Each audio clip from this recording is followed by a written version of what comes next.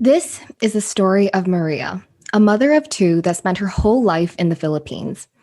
Wanting a better life for her children, she is now seeking opportunities in an unknown land across the South China Sea, where she will work as a foreign domestic worker in Hong Kong.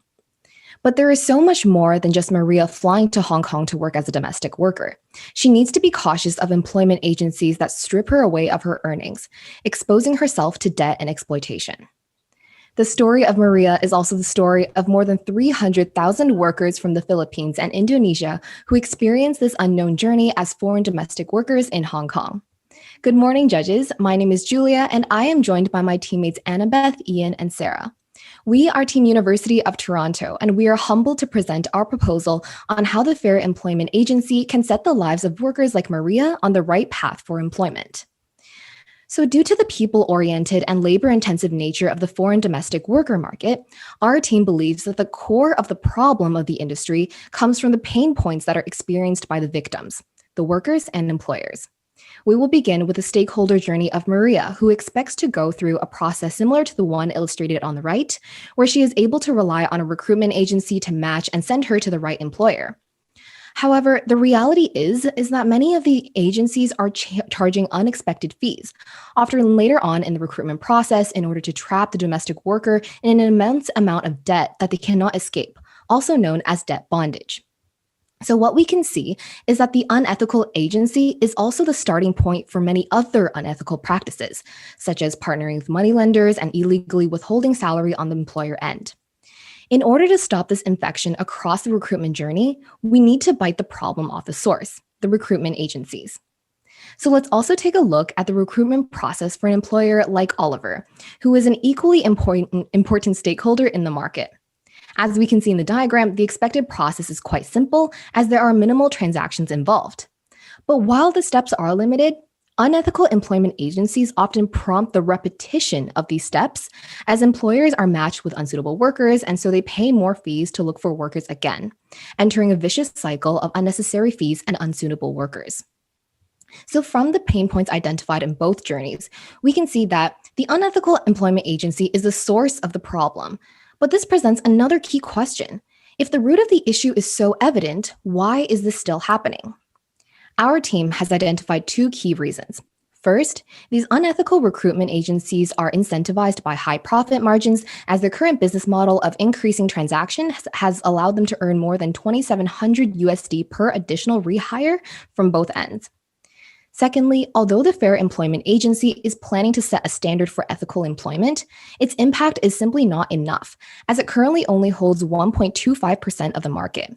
We estimated that the market share needed for FEA to make an impact would be 3.5%, which is 50 times greater than the average market share of a Hong Kong recruitment agency.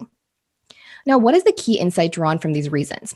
We conclude that the Fair Employment Agency is simply not scaled enough to influence the market and set a new ethical standard. And this presents us with our key problem statement. How can the Fair Employment Agency set the employment industry ethical standard through scale? To address this, we've considered three options for expansion: organic growth in Hong Kong, a new franchising model, and expanding businesses in the Philippines and Indonesia. To weigh these three options, we asked ourselves three key questions. First, how many employers can be reached so that we can ensure that they are matched with the right workers? Next, how quickly can the expansion model grow in the market to reach as many workers as possible? And finally, which model would be able to continue to instill FEA's strong sense of purpose and social impact, no matter where the agency is? Upon comparison of these three options against each criterion, we concluded that in order to effectively scale, the Fair Employment Agency should both expand its sending agencies in the Philippines and Indonesia and expand receiving agencies in Hong Kong. So how will this be executed? Introducing Grow and Reach. We will begin with Grow, which is aimed at growing into new markets by expanding FEA's sending agencies in the Philippines and Indonesia and expanding their receiving agencies in Hong Kong.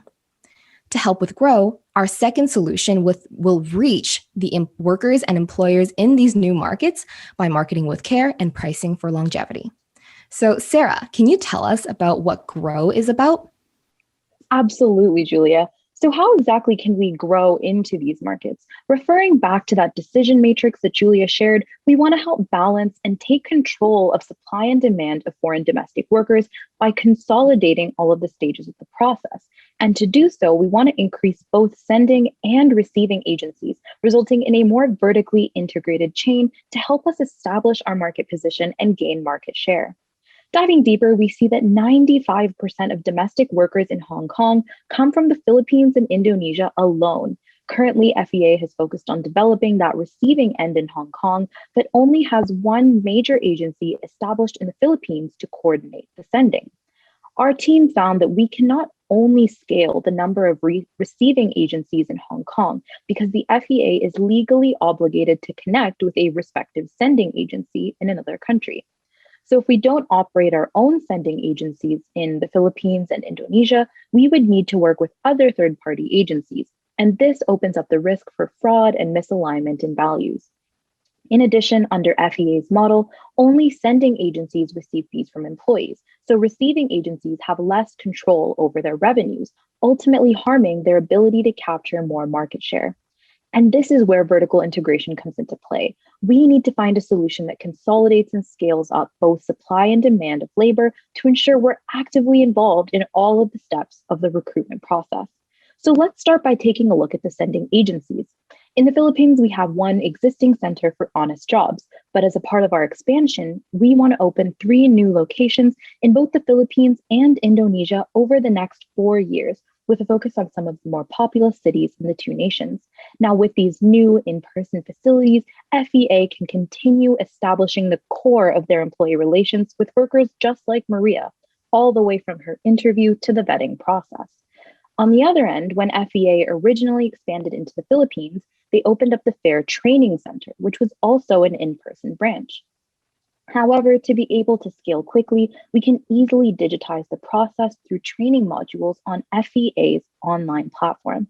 Not only does this result in cost savings with overhead and teaching salaries, but we also have the chance to provide more training modules on other topics to better equip workers like Maria. This could be anything from understanding migration processes and paperwork all the way to money management.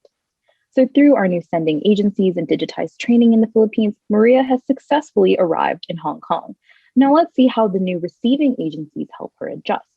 So Maria meets with the receiving agency and they conduct regular check-ins to help support her with any issues that she might have. So now that we've increased our growth and gained more customers like Maria in Hong Kong, how do we continue managing this increasing number of relationships? We propose to increase staffing capacity in a way that does not increase overhead, but still boosts the flexibility for the employees that are checking in. And to do so, we've designed 3 alternative channels to increase staffing capacity. In addition to in-house visits and virtual sessions, we will also be setting up booths with necessary resources to connect these women. We will do so on what's commonly known as the Maid's Day Off, where these women come together in various places across Hong Kong to socialize. This is a very accessible way to provide any necessary drop-in services for women and ensure all workers like Maria are supported. Now, stepping back and looking at the bigger picture, we need to have better control over both the sending and receiving agencies, which is exactly what we aim to do through Grow. On the sending side, we want to maintain these in-person services for recruitment in the Philippines and Indonesia while making training more accessible and cost-effective through digitization. In Hong Kong, we want to focus on relationship management between employers and employees. And with this vertical integration, we aim to better control both supply and demand, allowing us to scale effectively and gain market share, proving that this isn't a battle between people and profit. To implement the strategy, we divided up the tactics into both sending and receiving agency expansion with 7 total locations in the most populous cities in Indonesia and the Philippines. On the operational side, in addition to finding those facilities and hiring support staff, we need to hire a team to design and translate these new training modules. Looking at receiving agencies, we want to continuously grow our staffing with a much larger increase in years 3 and 4, just to match that growing supply of workers. And lastly, on the digital end, we need to build out the platform for virtual visits and plan our community outreach strategy. So all in all, through the solution, we can grow into these 3 markets. But Annabeth, can you tell us more about how we can really reach the workers and employers? Definitely, Sarah. Let's dive into our second solution, reach, where we reach both workers and employers through marketing with care and pricing for longevity. In order to establish market share from the growth solution, we need to reach employers and workers through sales and marketing. For sales, we decided that only employers would be paying the fees, and this is only done at sending agencies and not receiving agencies. In addition, we also decided that mid-tier pricing is more optimal than premium. For marketing, we want to leverage emotional and impact marketing to craft messages that appeal to both stakeholders. Now, without further ado, let's dive into sales. We know we want to be priced at the mid-tier, but why is that the case? Looking at this graph, we see that a premium price limits our ability to reach employers, while low-end pricing limits profitability. And therefore, mid-tier pricing is the most optimal choice because it allows us to become competitive but stay profitable at the same time. Now, we know we want to adopt emotional and impact marketing, but why? This is because tailored messages allow us to promote the value out of our model while inspiring both stakeholders to go through ethical employment models. Now that we know we want to pick mid-tier pricing, how do we actually go about implementing this? We want to offer two prices for flexibility for the employers. The first one is designed for a new application to help employers. And since this is a more high involvement process, we'll be charging them $12.75 USD. On the other hand, for contract renewals, we'll only be charging them $425. We realize that a sales structure like this is not enough, and we want to provide them better placements. And this is why under our brand new applications, we'll prompt employers and workers to indicate their ideal candidate type and leverage that information to help them find their perfect match. But taking a step back, why is finding their perfect match so important? This is because we want to establish better placements, increase sustainable relationships, help them increase transparency, and eliminate high termination rates for workers while cutting down costs needed for them to find new workers. But more specifically, we want to be able to push customers to establish long-term relationships so they can finally take advantage of the renewal application service. And now once Maria and her employer are matched to the worker for a while, they're more likely to look into options for contract renewal. Then our team estimated that by our fourth year, we can achieve 40% contract renewal rate amongst our employers and their workers. Earlier, we mentioned that we would only charge employers through these sending agencies located in Philippines and Indonesia. This means that receiving agencies are actually not earning a revenue. But since we're vertically integrated to own both receiving and sending agencies, we determined that allocating 18% of that revenue can make us sustain operations in Hong Kong. Now, let's take a look at how we can tailor marketing to both domestic workers and employees. For domestic workers, we want to communicate three key values, that being safety, freedom, and transparency. And our campaign will involve a key message to help them find a new home to grow and care for. And to get this message across to as many people as possible, we'll be partnering with NGOs such as Enrich that support and advocate for domestic workers in Hong Kong. And since their values are so aligned with ours, we can leverage their existing presence to communicate our message. But a different marketing message must also exist for employers. To really appeal to them, we want to focus on transparency, longevity, and cost effectiveness. And this is really captured through our core message to help them find a family member to trust and love.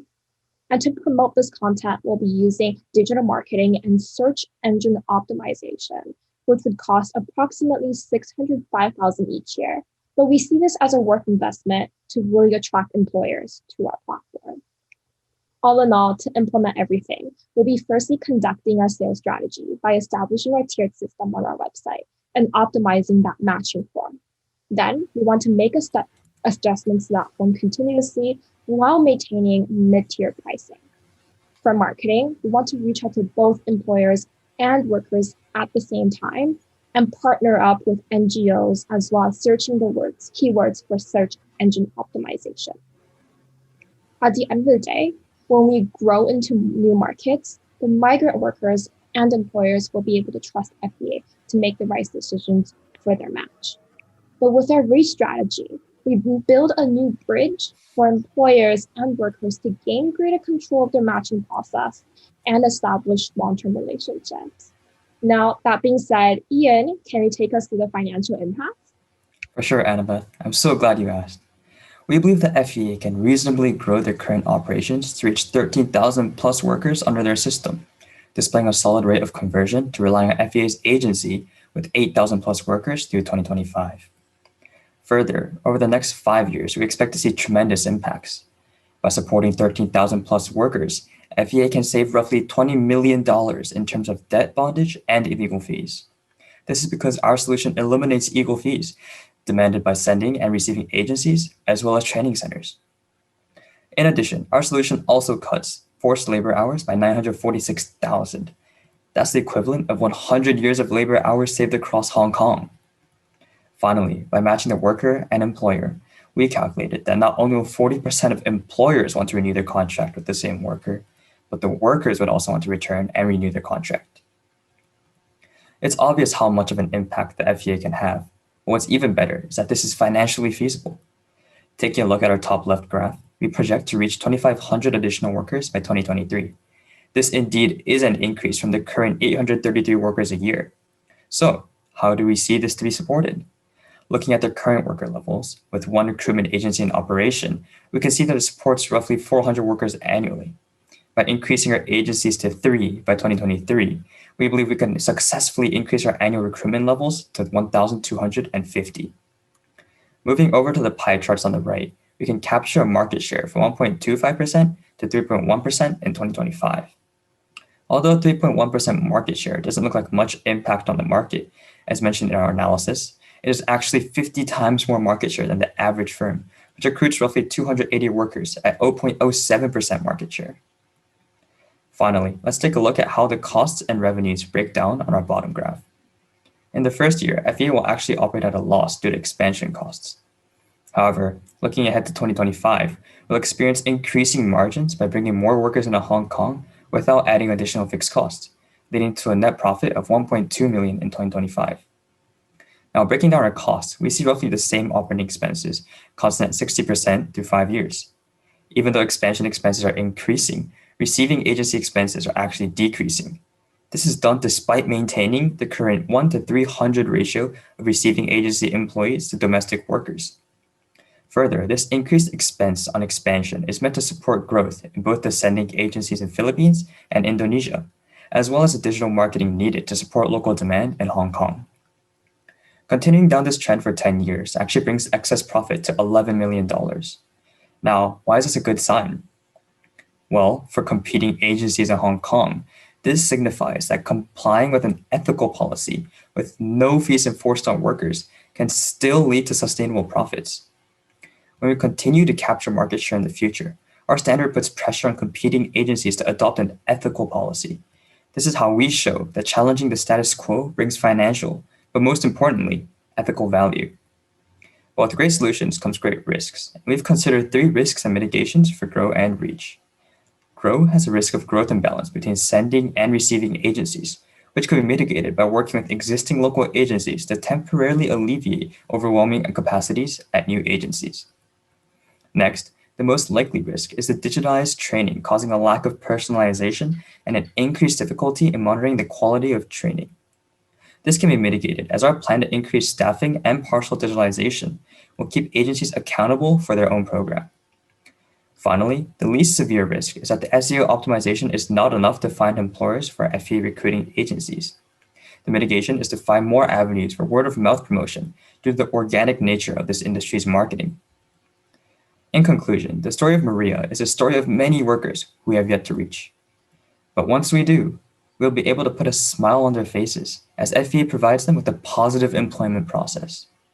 In other words, FEA can grow to help both migrant workers and employers and reach a new ethical standard for the employment industry.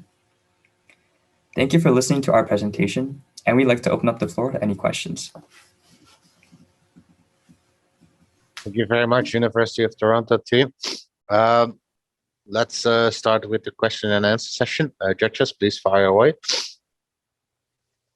So I'll dive in first. So first of all, thank you very much, everybody, and well done for putting all this together and giving this great presentation.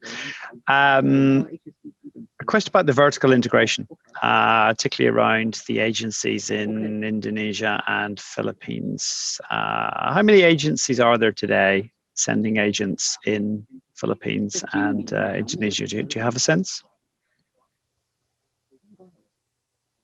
Yeah, for sure. From our understanding right now, we have one honest jobs agency in Philippines that's focused as a sending recruitment agency, and we don't have anything working in Indonesia right now. But if we could look at the appendix in terms of our appendix in sending agencies and selective financials and assumptions, we'll see that over in our, sorry, that's the wrong one. But we are actually, selective financials. We can see in expenses for expansion. Just next, selective financials and assumptions. Yeah, in the middle, we see expenses for expansion. We project the number of centers to be 21 by 2031. And that's actually a gradual growth over 10 years. So to support that, we'll have 3 by 2023, which is an increase of 1 in each country, Indonesia and Philippines, as mentioned by Sarah. And finally, we'll be increasing that capacity to 2 over in 2025 to reach 7. So I suppose some of the questions: how many existing agencies are there in those markets today? Like in total, what's the total market size that we're competing against? So we're going to have up to 21. How many are we competing against? Do you have a sense? Currently, we have an understanding of the Hong Kong market, not as much on the sending agent market. But we know that the Hong Kong market is extremely saturated. So our understanding is there's also a lot to work on. But our goal is to vertically integrate and to tie in the really most trustworthy and most safe financially, and for our workers, be able to offer them a good solution. So I mean, if we take the assumption there's probably quite a lot of sending agents in the Philippines and Indonesia, how are we going to get people to come to us versus those? Because obviously they will, if the market is fairly well supplied, how will we achieve the cut through so that people actually come to us? Yeah, I can definitely jump in on this. So I think really to attract the right people, definitely that would come into our marketing strategy a little bit. So earlier we communicated 2 key messages that we want to adopt for the domestic workers, crafting that message around safety, free and transparent. We partnering up with some of the NGOs we listed as examples here would be how we attempt to reach. And I can kind of provide an example. Once we partner with NGOs, what does a marketing campaign look like? So we can then onboard these customers onto our platform. An example of the marketing campaign would include some pop-up booths within the community led by the NGOs, but then we sit in on one of those pop-up booths and then we tell them the value add of choosing us over another agency. And this increases legitimacy because we're partnering up with the NGO, so leveraging their brand name to increase awareness for our services. So that's how we attempt to reach out to them. All right, thank you. Thank you. Thank you. And I guess I'll ask a question here. Let's go to like the second slide. I think it was the second slide. It's where you talk about disruption and you have a number of 3, I think it was 3.5% or 2.5%. Let's go to that. And then you say it's 50 times the average size. Yeah, there you go, 3.5% needed market share. How do you get that, right? I understand the 50 times the average size is I understand that you did the math there, but what was the thinking or the strategy that went into that number? Yeah, for sure. Now, if we could head over to the appendix towards the, let's see. No, just go real quick. I'll just leave it there. Oh, sorry, real quick. How did you do it? Like, just, I don't need to dig into the so in your mind, how does it work? Yeah. Basic understanding from the calculations given numbers, 1,400 agencies in Hong Kong, 100% market share divided, that gave us 0.07% on average. Understand this isn't a constant, this is obviously different from the obvious market, but on average, 0.07%. I understand that, but why did you get to the 50 time number, right? Because that 50 time number, you're basing everything off that, but that seems to be pulled, why is that important? Yeah, for sure. Well, we want to understand that out of the 1,400, we're not trying to convert every single. We just want to get the bad agencies and want to move them over to good agencies. Now, roughly, we don't have a specific number of how many bad agencies there are, but we thought that being at 50 times more than any other market, any of the average market agencies, we were able to convince even the bad marketers to understand, oh, this is a good and ethical and still profitable means of growing our business. Now, the question, though, is that I understand that the problem is that right now it's at 1.25, right? Mm-hmm. So it's 25 times. So is there that big of a difference between 25 times the average and 50 times the average when it comes to disruption and things? Mm-hmm. Yeah, we understand in terms of disruption how little of a change it can bring. We believe, for example, looking at that 1.25%, it's currently just over 17 times more than the average, that there's only actually 17 more firms that you're competing against, 17 times more firms you're competing against. But by increasing that to 50, it's actually more of an exponential growth pattern. By being by beating 50 times more than the average firm, you're not actually just moving from like 17 to 50 in terms of from the bottom to the top. You're actually influencing exponentially more firms in terms of making that multiplier from 17 to 50, roughly a 3 times more multiplier, which is where we see the value in impacting all the other firms. Okay. And then how do you do more placements without increasing costs? Because this is really exciting. When I saw that slide and I saw the profitability just jumped as sales jump, but overhead and nothing else increases. What are you doing in order to make that happen? Yeah, for example, for sure. So we kept that 300-to-1 ratio in terms of the receiving agencies that you guys have right now. And even though if we keep that through to 2031, the expense ratio in terms of all the expense of your company won't actually increase that much. That's due to because we're supporting our growth more from bringing in more workers and our expansion. Our expansion costs do increase, but by keeping our receiving agency costs minimal, we're still able to keep that same quality of understanding between our workers and employees while being able to expand to reach more workers, which actually is how we get more profitability out of. And I think Sarah could also hop on about that too. Yeah, absolutely. So if we go back to kind of the model that we want to adopt with the receiving agencies, primarily how we're doing it without increasing the overhead is digitizing a lot of, or sorry, not with the training processes, we're digitizing on the sending side. So for example, with the sending agency, the only time the person has to go into the branch is just for that initial interview and the vetting process, but they can do these asynchronous training modules that don't require them to go in person. Therefore, you don't need to build into additional training facilities and hire those workers. And so that really helps with that. And then in addition, with the Hong Kong side, we see that the goal is to have these workers going in and providing more flexible options to kind of help the workers with their regular check-ins. So we talked about, for example, in-home visits, and then specifically the community outreach strategy being huge in Hong Kong with those areas where these women congregate, and providing those kind of drop-in areas is a great way to do it, where you just have to pay for the labor without having to pay for kind of the overhead costs of a building. And it's also more accessible. So these women don't have to find modes of transportation to get all the way to a center that might be really far from them. So it's just providing more flexibility in those options and that digitization that helps us scale up without increasing the cost too much. So hi team, I have a question regarding to like your contract renewal part.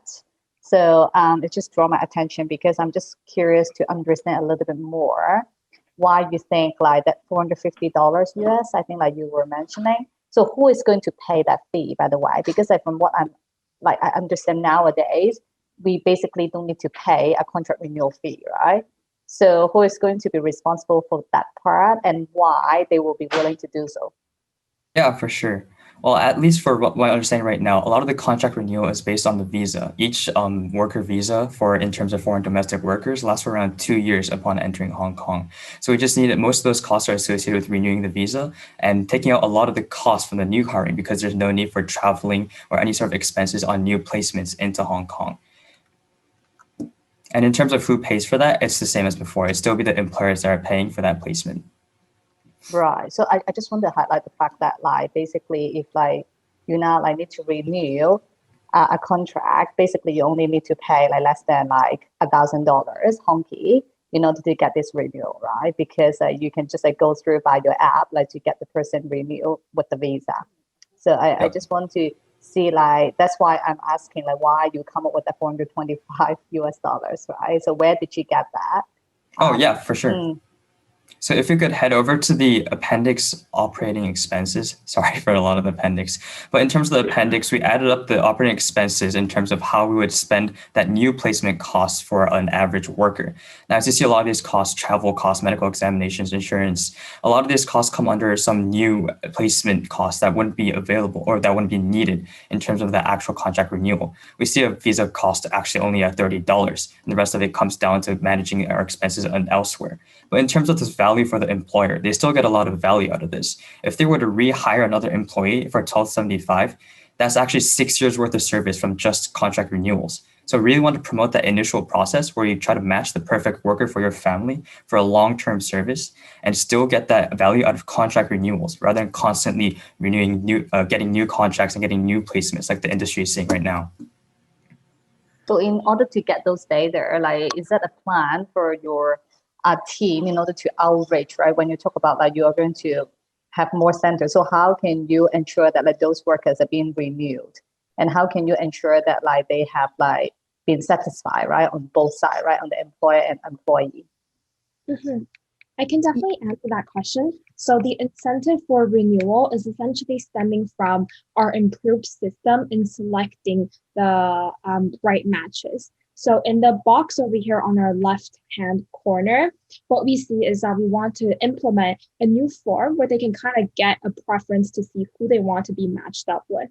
So once we create a better match, here's the caveat for why employers want to pay that fee. And it's really because if it weren't for the perfect matches, a lot of agencies, what they do is they purposely give people a match that is not positive and not a match that is good in a sense. So what happens is these employers would actually have to terminate the current worker that they have and relook for a new worker.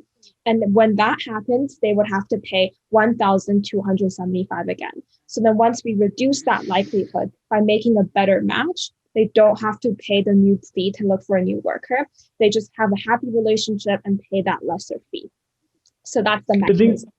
I think what Christy is pointing out is an important thing, because the challenge is, it would seem that once you have once they've already paid that $1,275, they have 2 years working with them, and then they could go renew it themselves for $130, or they could come back and renew it with us for $425.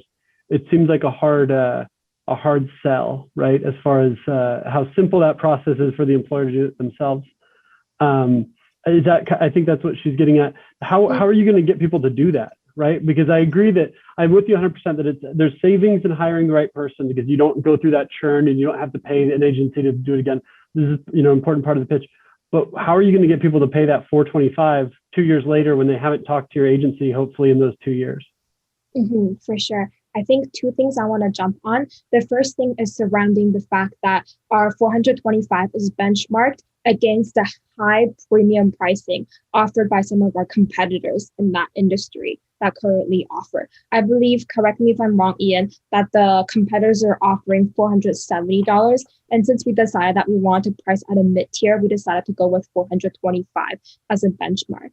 But really to reach the consumer, to reach our employers, what we really want to do is just really communicate the importance of establishing sustainable relationships through our marketing campaign. We really want to emphasize three key things: that by coming to us, it's a more transparent process. We let them know what the undergoing process is like, and then we establish longevity, long-term, and as well as cost effectiveness. So utilizing this messaging, that's something we hope that we can onboard them through. So does it mean like you guys are going to like guarantee the employer with a certain period of the individual to be there for longer than expected, right? Because to be honest, like I believe like employer will be willing to pay if the fact that like you guys guarantee to help them to match the right person, right? And who will stay for more than one contract, so that like you can see the safe, right? Otherwise, if there is no guarantee, then I think to Scott's point, right, it will be hardly like difficult to convince the employer the fact that like at the renewal point, suddenly I need to give you more than like what I supposed to pay, right, which is only $100 USD. in order to like get the person renewed through your agency, right? Because I already like get a trusted relationship with the helper, and then like they're already working for me. So why would I like go back to your agency to pay the extra premium unless like you have like another like supplementary product like that I need to pay for it, right? At the beginning of the process. So for example, you told me the fact that like you will guarantee like this person to work with me at least 2 contracts. Then like in between, like once it get renewed, I will need to pay that fee. Then potentially it will help me to understand better. But thank you. Thank you for the question. Unfortunately, we ran out of time to answer the question. Maybe we can revisit this at a later stage. I would now like to ask the students to move to the waiting room. The judges will deliberate, and then we will call you back